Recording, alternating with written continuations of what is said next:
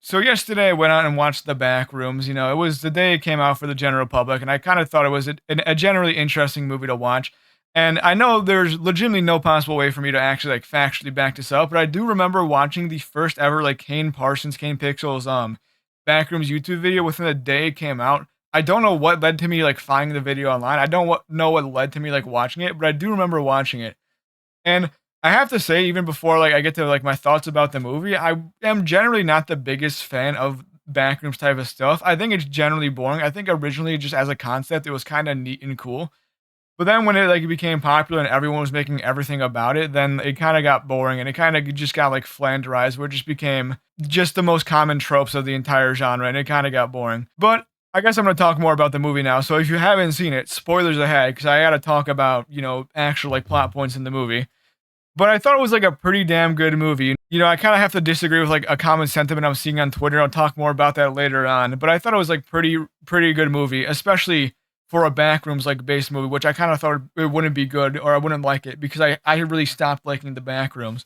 And like I'm gonna try my best. This is my first movie review, so if I just like am completely disoriented here, then like that's my bad. I'm sorry. But I think like the first half of the movie especially was like really really good. I really like obviously the classic horror thing of like setting up the area that we're in with that little async like VHS tape or whatever where the guy died in the back rooms.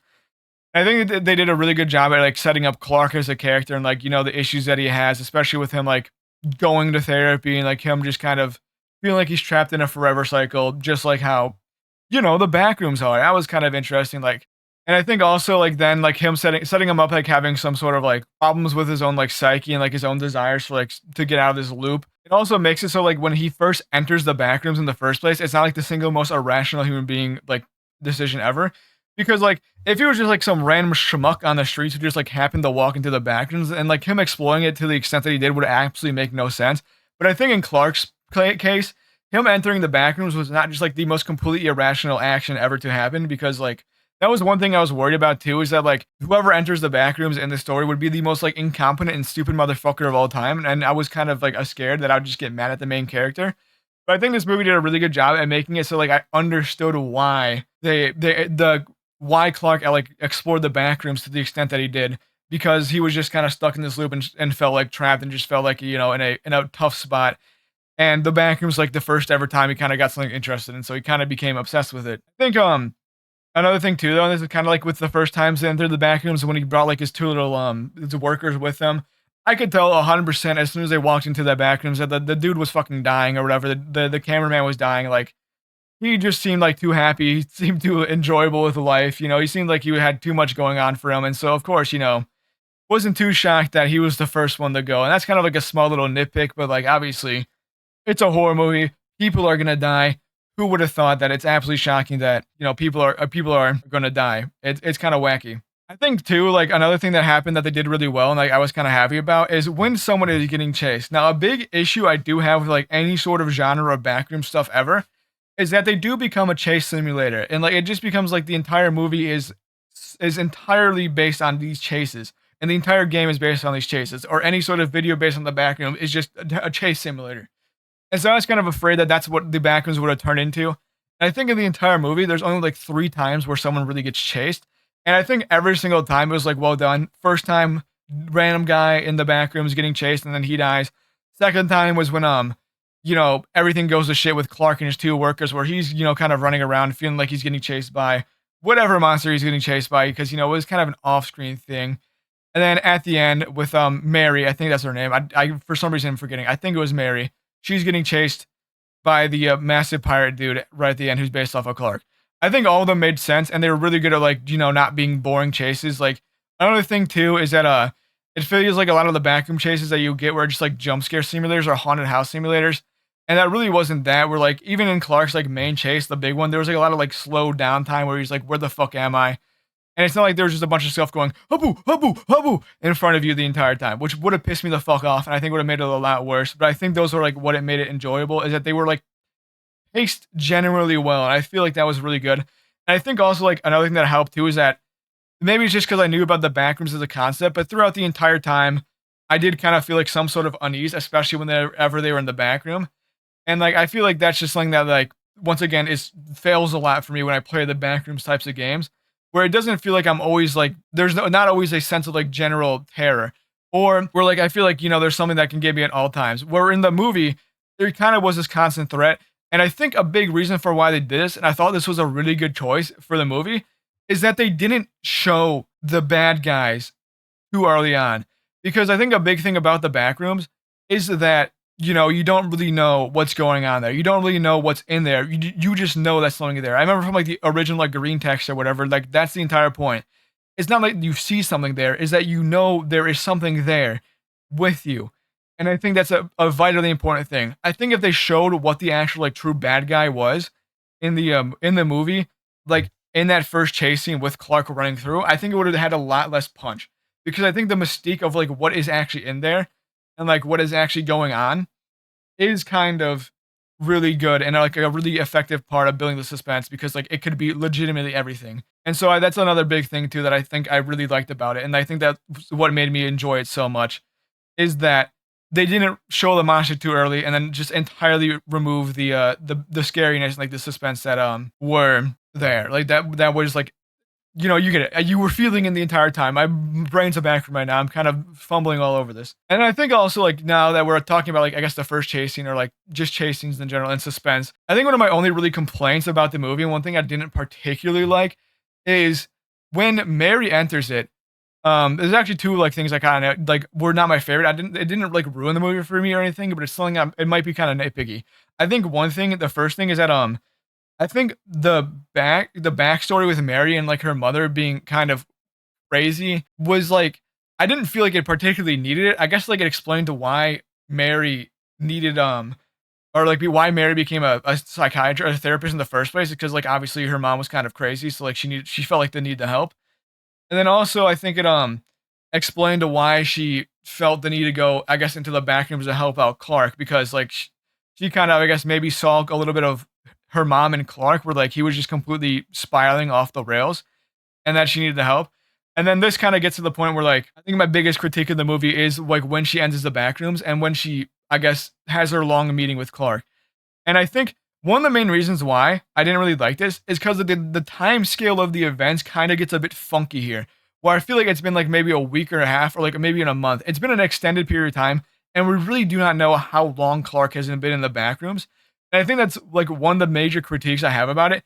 It's just because like it kind of just goes like, oh, he gets lost in the back rooms, he passed someone behind them.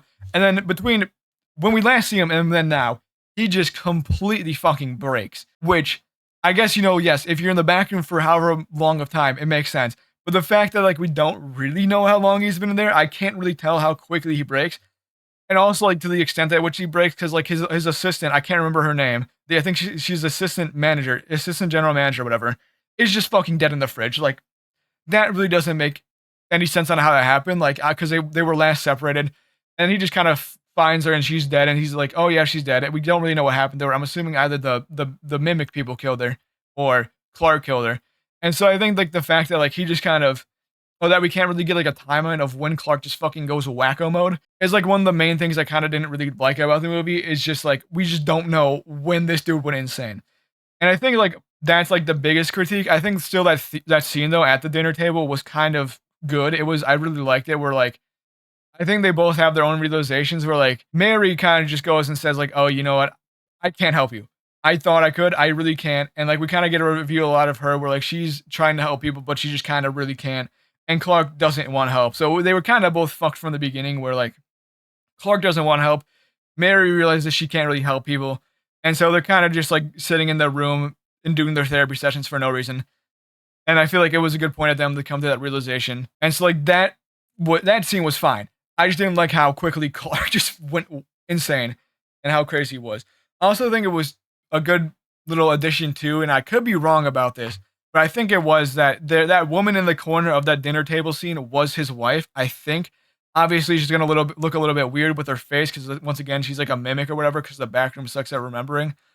But like, yes, I'm pretty sure that was his wife. So I thought that was a really good touch, especially when like he scalped her and then put the hair on Mary, because he kind of just wanted to live out his fantasy of like him being right in the situation, him being entirely infallible. And then I guess like I'm spending a lot of time in the scene, but like one little thing too, right at the end was that like as soon as the big pirate dude, big pirate Clark kind of showed up, I'm like, all right, Clark's dying because he looks exactly like the painting on the wall that like showed that one person getting lifted up by a pirate dying. So I don't know if that was just like a me thing or whatever. We're not. I wasn't really shocked at all about Clark dying. It didn't really like jump scare me when he like got bit because like that was probably one of the most telegraphed deaths of the entire movie.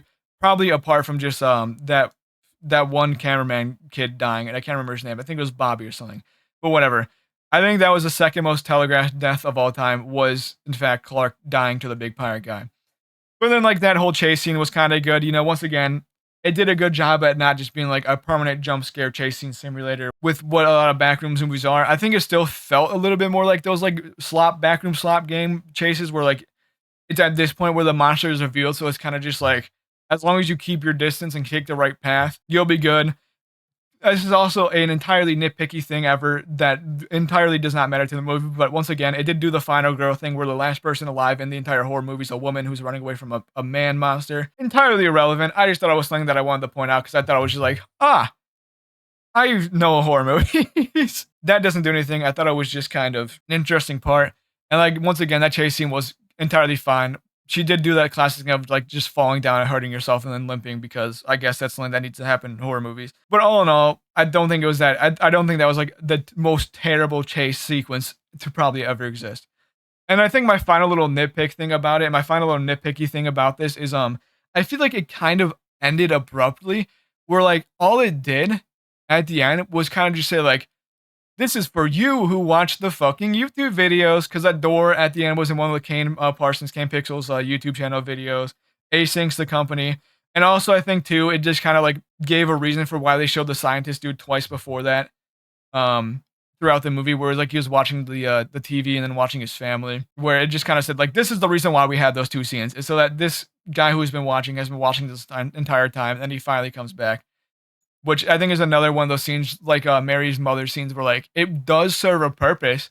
At the same time, I don't think we needed those two intermediate scenes with the scientist, but then again, it does make sense at the end that like he was watching and he's part of this company that kind of watches, so it makes, I guess, for the unattuned viewer of, you know, someone who hasn't watched like the three of the Backrooms videos on YouTube, it makes sense for them for why there was like a random MRI company who's now exploring the Backrooms. So I guess like once again, it's something I didn't particularly like, but I understand why those parts are in it. So I guess like all in all, you know, obviously first ever time doing a YouTube movie review, very scattered all over the place, but I did really like the movie. I thought it was really good. I'm not the biggest fan of horror genres just because I think like it's just entirely based off of the characters in the movies making really fucking stupid decisions.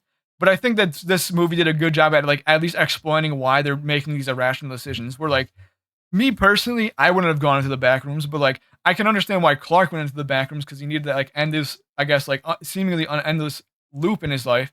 And then Mary went into the back rooms because she wanted to like prove that she could help someone by understanding why Clark was going insane. So like they were both dumb decisions by these people, but they didn't make no sense. And now, this is kind of just like for me, and entirely at the end of the video, I think I saw one of the funniest fucking critiques of the entire movie ever. And like one of the reasons that spurred me to make my own review saying that the movie is good is because of just people who are saying that they don't like the movie, but for entirely non-legitimate reasons that don't make any sense. So no hate to this person, but I need to show what they said about the Backrooms movie. It is really funny.